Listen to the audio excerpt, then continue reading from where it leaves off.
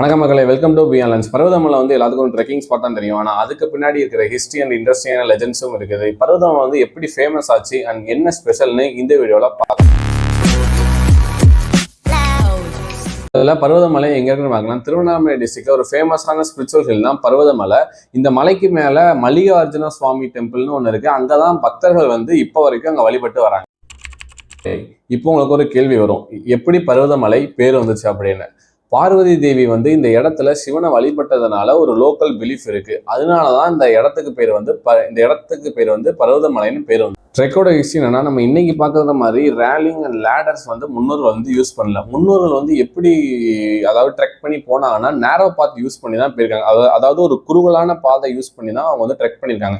இப்போ கொஞ்சம் சேஃப்டியா இருக்கணுக்காக, ட்ரெக் கொஞ்சம் ஈஸியா இருக்கணுக்காக இந்த ரேலிங் அண்ட் லேடர்ஸ்லாம் யூஸ் பண்ணி இப்போ எல்லாரும் ட்ரெக் பண்ணிக்கிட்டு இருக்கோம். பர்வதமலை ஏறுறது ஒரு பிசிக்கலான சேலஞ்சு மட்டும் இல்லை, இது பல பேருக்கு இது ஒரு ஸ்பிரிச்சுவல் ஜேர்னி. அந்த பர்வதமலைக்கு மேலே போனதுக்கப்புறம் அந்த அமைதியான என்விரான்மெண்ட் ஒரு பிக்கஸ்ட் அட்ராக்ஷனாக நமக்கு தெரியும். பர்வதமலை ஏறுறது ஒரு பிசிக்கல் சேலஞ்சு மட்டும் இல்லை, நிறைய பேருக்கு இது ஒரு ஸ்பிரிச்சுவல் ஜேர்னி. மேலே ரீச் பண்ணும்போது கிடைக்கிற அமைதி தான் இந்த இடத்தோட பிக்கஸ்ட் அட்ராக்ஷனாகவே இருக்குது.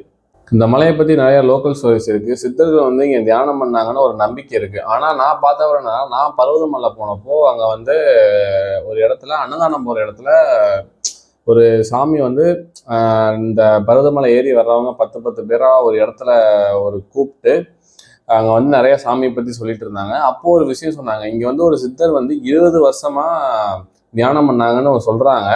ஹிஸ்டாரிக்கலாக எந்த எவிடன்ஸுமே இன்னும் இல்லை. அதை ரிசர்ச் பண்ணிட்டு தான் ஆக்சுவலாக இன்னும் இருக்கிறாங்க. நான் இந்த பர்வதமலை ட்ரெக் பண்ணப்போ எனக்கு ஒரு எக்ஸைட்மெண்ட்டாகவும் இருந்துச்சு. ஆனால் இன்னொரு விஷயம் என்னென்னா, எனக்கு பயமாகவே இருந்துச்சு. ஆனால் அங்கே டாப் ரீச் ஆனதுக்கப்புறம் அந்த வியூ பார்க்குறப்போ ரொம்பவே ஒரு சூப்பராக இருந்துச்சு. ஃபோனில் பார்க்குறத நேரில் பார்க்க ரொம்பவே நல்லாயிருக்கும்.